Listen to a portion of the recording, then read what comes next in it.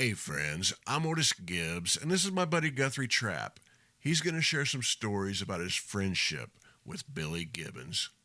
I've gotten to know him hard and fast over the past couple years. I haven't known him that long, but we've logged a lot of time together on the phone and hanging and the whole thing. But he's a guy that people see him in this persona of total rock stardom, and the beard and the glasses and the cars and the guitars and the clothes and the hats and the whole thing. I mean, he's the coolest guy on the planet. What's amazing is getting to know that guy. As cool as he looks, he's 1,000 times cooler as a human being. And we'll go down here to the turnip truck, and he's always buying things. He loves to buy things at the 7-Eleven, and he'll mail you stuff. I mean, I get letters and boxes with stuff at the house all the time.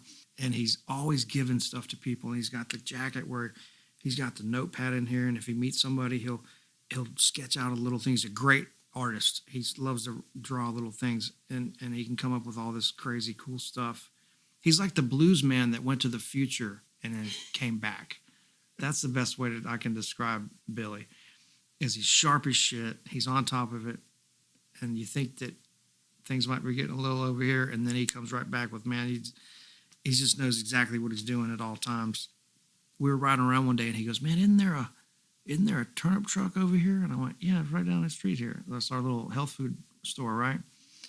And so Billy goes, man, let's go in there and get a couple things. He goes, I'm looking for this hot sauce. I can't find it anywhere. And so I said, yeah, man, I love the turnip truck. I go there like 3 times a day. I said, let's go. It's right here. And so we go in there. And it's like Tuesday at 4:00. We just left the fender thing over here, and we go into the turnip truck. And here I am again. I'm like, holy shit, here we are. I'm like at the grocery store with Gibbons, and we're walking around trying to find this hot sauce, And I go, holy shit. We get a soup or something, and he's got this cheese, and he's got the soup, and he's putting hot sauce on every bite, and we're upstairs. There's nobody around. And then all of a sudden, this woman that works there walks by, and she's, super cool woman that works at the turnip truck. And she walks by, and I'm sitting like we are here. You're Gibbons, and I'm sitting here. And she walks by, and she looks at me, and I kind of look at her, and she goes, and I went, and she goes, and so she goes, I just got to tell you, she stops, and she goes, I just got to tell you, I'm such a big fan of yours. And it was so cool. There's nobody there. We're at the turnip truck on the top floor. We're eating some soup and just shooting the shit. And so she goes, she starts in, just thanking him for the music and everything. And I've never seen anybody quite like this. I've never seen him ignore anybody.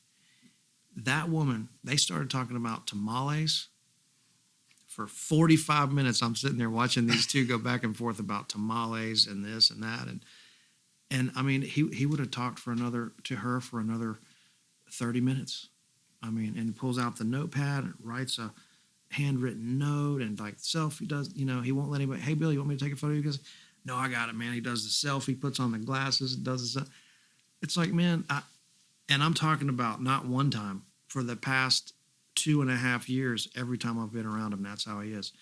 I don't tour with Billy, and I don't play in his band or anything like that. We just got to be friends. He emailed me out of the blue about doing this Lifetime Achievement thing at the Opry House, right? So I was in New Orleans. We were at this thing with Luther Dickinson and Papa Molly and these other guys down there, and we went to this thing called the Trash Pile, which was this gig in a really, and I'm saying this about New Orleans, the whole place is a bad neighborhood. We went to this really bad neighborhood in New Orleans, which I love, and there's a sheriff car sitting out front. You can't find it on the GPS. It's a little spot in between two buildings where they had put some crates up for a fence, and there are a bunch of people in there selling their own drinks, and there's a stage. And so we go in there, and I take my parents, and we go in there to sit in with Luther Dickinson and the band. And we're in there drinking and having a good time, and I'd probably been on a tear for 5 days, and my mom was probably all worried about me. And so I take them to this place. Well, I get COVID. And so so that was my first COVID experience, was in New Orleans from this place called the Trash Pile that doesn't even exist on the GPS. So they left, and my buddy that lives in Uptown right by the Maple Leaf, he goes, well, dude, and I'd driven down there. And he goes, well, man, look, he goes, you got COVID. He goes, why don't you just ride it out in the guest house? So he has a guest house. You might as well just hunker down. And COVID kicked my ass. I was back in that house for about 9 days. And the only person I was staying in touch with was my mom and dad. My mom would check, hey, how you doing? Well, I feel like shit. I'm watching another Netflix video and playing some guitar. And so I got back to Nashville, finally started feeling a little better, and I'm finally coming up for air, and I go to the coffee shop, and I'm sitting down there, and I'm looking at my emails, which I'm about, at this point, 2 weeks behind on all my emails.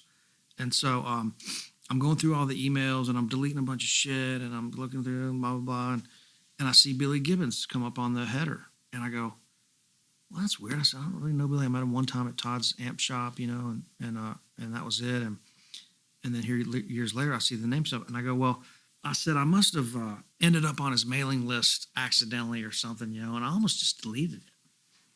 But I stopped. I went, something told me to stop. So I stopped and clicked on the email, and it was Billy's right-hand man, this guy, Martine, and he goes, hey, Billy's doing this thing in Nashville, and he's got these guests, and Martine said, hey, man, we've about got this show buttoned up, and he goes, Billy, is there anybody else that you can think of that you'd like to have on this show? And Billy goes, yeah, find me this guy Guthrie Trapp. And this is what Martine told me. I said, you got to be fucking kidding me. I'm like, how does he know that? He goes, yeah, he watches your videos on YouTube all the time. Another great thing about YouTube. So anyway, so I'm going, you got to be kidding me. Well, I look at the date. That email had come in like 6 days ago. And I'm thinking, oh, shit. So I immediately texted, called, and emailed right back. And about 20 minutes later, this guy calls me, and he goes, hey, man, we want to get on the phone with you with Billy. It's like Friday. And I said, hey, how about Sunday? So Sunday they call. I get on the phone with Billy, and Billy goes, man, so glad you're available to do this. He goes, we're going to have a blast, And I'm thinking, dude, yeah, that's Nashville, though, man. 25 years, and every single day will remind you why you're here. And there was another one, man. I was like, I'm on the phone with Billy, and I go, holy shit, man, this is incredible. And so he goes, man, I got it all worked out. And I'm like, yeah, man. I said, I'm up for anything, whatever you want to do.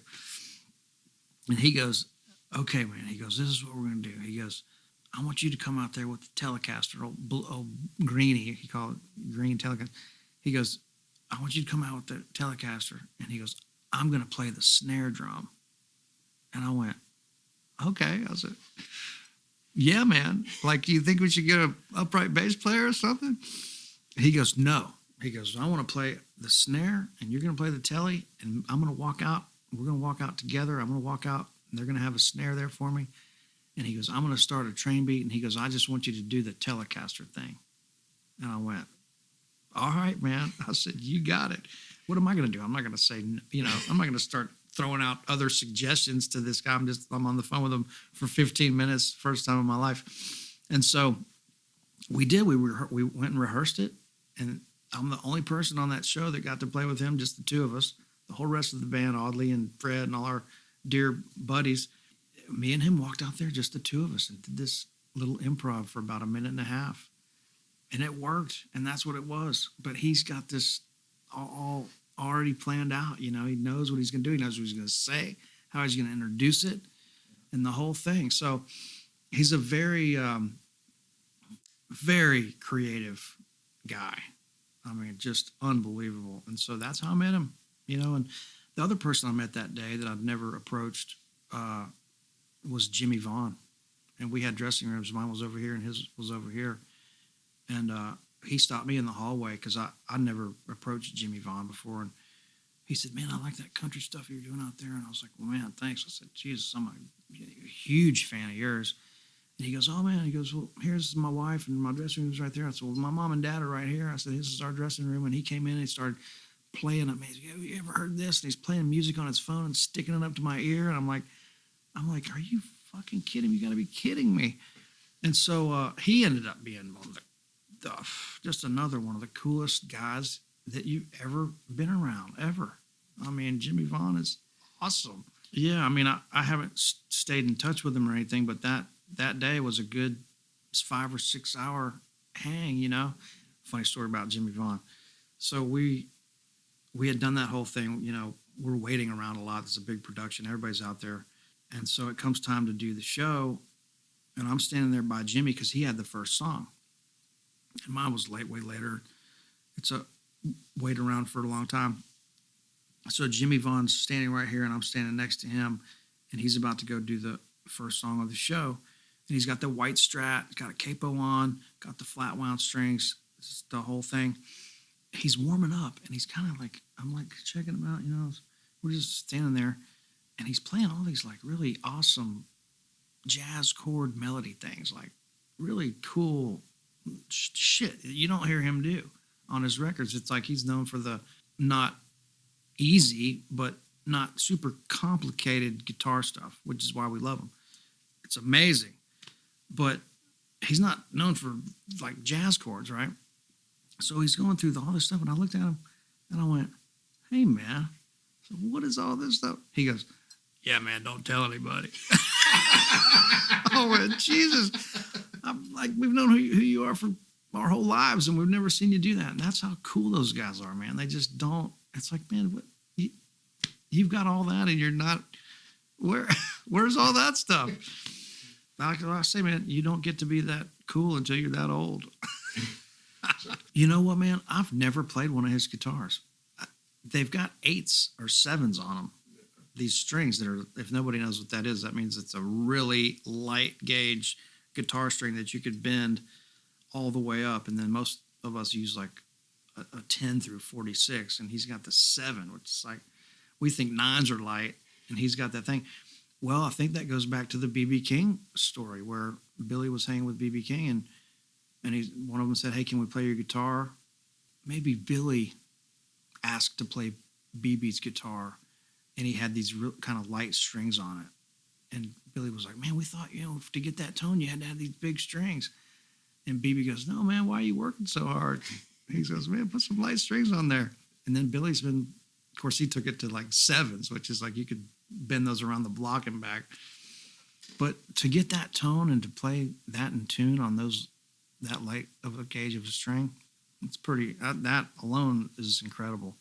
There aren't very many people left, but Billy's this bridge between, you know, he probably met Sunhouse. Yeah. And, you know, and then he's this bridge to where we can actually ask questions about Robert Nighthawk and people like that, and he actually would give you first-person stories. Right. That's a important thing. We should cherish that and be happy we have that. Right. And man, that's a testament to what you're doing, is getting some of this stuff not only documented, but up on a platform where you not only you can share it with other people, but it's archived and you've got it, you know, I mean, because like, man, you know, look at Prine and a lot of these guys. I mean, I'm at the age now where, I mean, I'm 45, so I'm not the youngest guy in the room anymore. I'm not the oldest either, but you're seeing a lot of these guys that are passing on to the next chapter, and you kind of wish, well, damn, it would have been great. Why didn't I ask him about this? Or why didn't we get him talking about this and telling these stories? Well, now they're gone. And you know, so I guess the way to live through those guys is to keep their stories alive.